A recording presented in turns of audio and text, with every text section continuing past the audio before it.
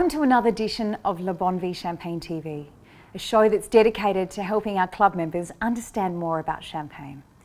This month, we explore the notion of reserve wine, a base wine that's held back from the vintage, which is essential for the production of a non-vintage champagne. Reserve wine has become an integral tool since the introduction of the blockage system encouraged by the Champagne Society to literally block a portion of the harvest and keep it in reserve as a base wine to help overcome any future vintage condition issues. What epitomises a non-vintage champagne is the addition of this reserve wine to the blend. Unlike wine, champagne passes through two fermentations. The first fermentation, taking the grape juice, transferring this into a still wine, exactly as you know it in a table wine in primary fermentation. The secondary fermentation happens after the assemblage of the base wines, possibly from the three grapes grown in the region, Chardonnay, Pinot Noir, Meunier, as well as from reserve wines from previous years if the winemaker is producing his non-vintage cuvée. They will add this blend to the bottle where the second fermentation then takes place. Due to the regional nuance of Champagne being cool climate, with a rather temperamental influence of Mother Nature, the chef de caves will produce a non-vintage champagne, which is a blend of not only the base wines from this year's harvest, but the reserve of Vin Clairs from previous years. The non-vintage champagne being the flagship of any house, providing their recognisable style. The management and use of reserve wine in Champagne is considered an art within itself. Houses such as Louis Roederer, Charles Heidsieck and Krug pride themselves on the influence of this reserve wine, and it's considered integral to their house style. The addition of reserve wine not only helps a house achieve a level of consistency, it also helps to add a level of depth and complexity to a young cuvée. They offer up a richness and a roundness to an often taut young champagne that hasn't had the time in the cellar to evolve and find its own complexity. There are different techniques and methods for aging and storing reserve wine. The use of stainless steel vats has been the most commonly used vessel by maisons large and small alike over the past 50 years, offering advantages of ease of temperature control, cleanliness, and a reduced risk of loss from freshness or too much influence from oak.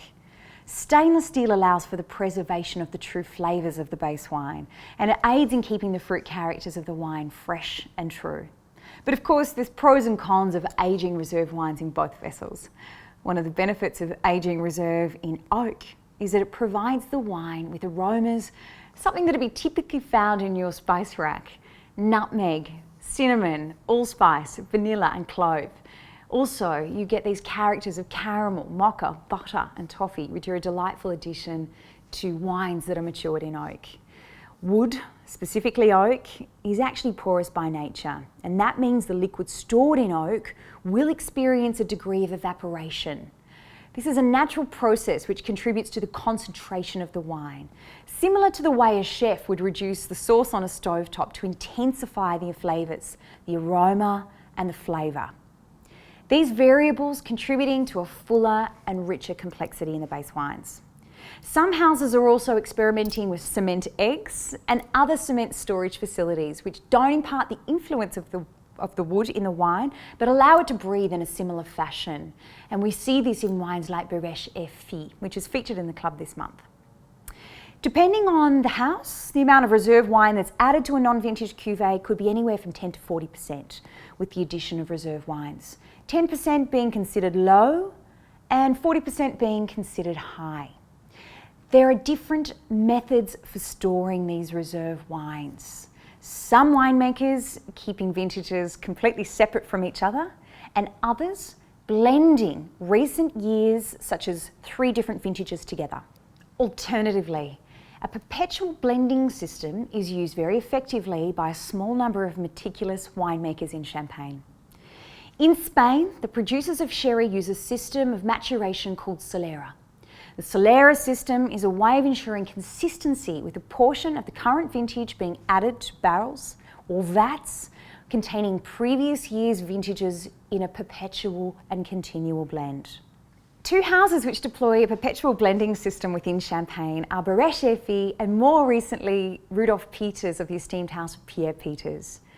Rudolph decided to blend most of his tanks of unique reserve wine vintages into one tank, which he now continually adds a proportion of the current year's Van Clairs in a perpetual blend.